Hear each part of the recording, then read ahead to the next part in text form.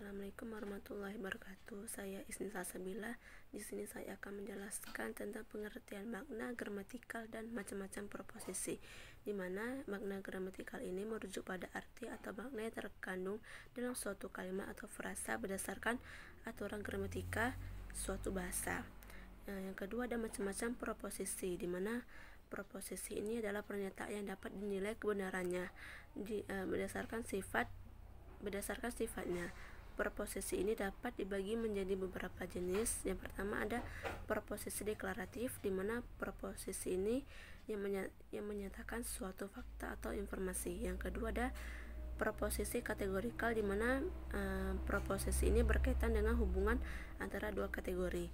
Yang ketiga ada proposisi kondisional, di mana proposisi ini mengandung hubungan sebab akibatnya. Yang terakhir ada proposisi negatif. Proposisi negatif ini yang menyatakan penyangkalan atau kebalikan dari suatu pernyataan. Yang kedua saya akan menjelaskan komprehensi dan ekstensi serta relevansinya dengan penalaran hukum. Yang pertama ada pergeseran komprehensi, di mana mengacu pada ciri-ciri atau atribut yang dimiliki oleh suatu konsep. Dalam konteks ini, komprehensi adalah gambaran tentang makna atau isi dari suatu konsep. Pergeseran komprehensi ini berarti perubahan dalam batasan atau definisi atribut yang dimiliki oleh suatu konsep. Yang kedua ada pergeseran ekstensi, di mana merujuk pada objek atau entitas yang termasuk dalam ruang lingkup suatu konsep.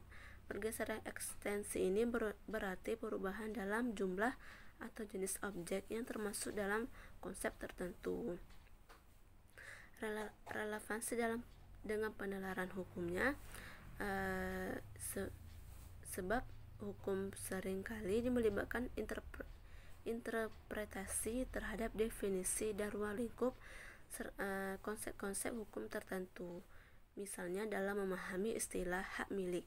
Komprehensi dan ekstensi dari istilah ini dapat berubah seiring berjalannya waktu atau dengan adanya perubahan regulasi yang dapat mempengaruhi bagaimana hukum diterapkan pada kasus tertentu. Pergeseran komprehensi ini dapat menyebabkan perbedaan dalam penafsiran hukum jika batasan suatu konsep diperluas atau dipersempit.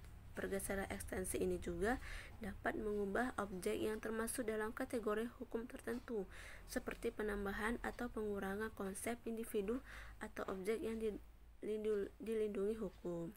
Pergeseran kedua ini sering kali terjadi dalam perkembangan hukum, di mana prinsip-prinsip hukum harus diadaptasi dengan konteks sosial, ekonomi atau teknologi yang berubah.